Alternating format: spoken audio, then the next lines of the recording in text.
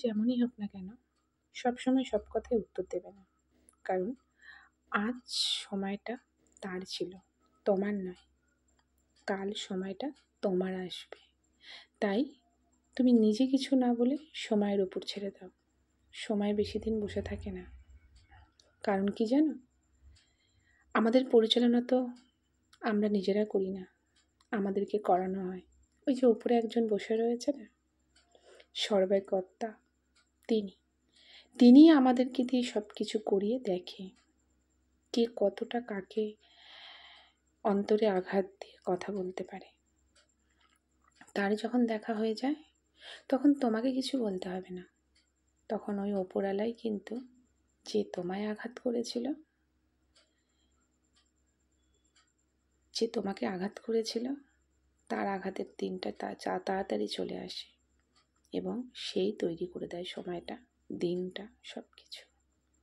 তোমাকে বলে মুখ খারাপ করার কোনো দরকারই হবে না। তাই সব কিছু সবসময় সব জায়গায় বলতে নেই, কিছুটা ছেড়ে দিতে হয় ভাগ্যের ওপর। আর আমি মনে করি তুমি চুপ থাকলে না, ভাগ্য তোমারই সাথ দেবে, অন্যের সাথ দেবে না। কথাই বলে না, ধর্মের কল বাতাসে নড়ে। তুমি দেখবে তোমার সাথে যে যা করেছে, রিটার্ন গিফট হিসেবে সে 10 গুণ পাবে।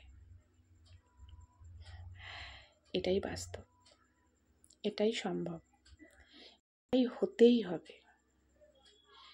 তোমার চোখ দিয়ে যদি 2 বিন্দু জল পড়ে, ধরে নাও তার চোখ দিয়ে 10 গুণ পড়বে।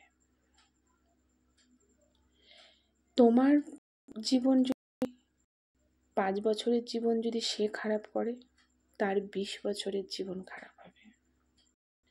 তুমি তার কাছে 5 বছর ধরে যতটা কষ্ট পাবে, সে 20 বছর ধরে পেয়ে যাবে।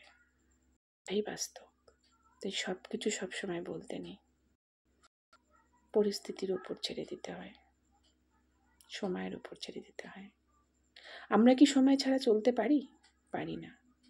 তাই চলার জন্য আমাদের টাইম টেবিল, আমাদের ডেলি রুটিনে কিন্তু একটা মোস্ট ইম্পর্টেন্ট পার্ট হচ্ছে সময়। তাই কিছু কিছু জিনিস সময়ের উপর ছেড়ে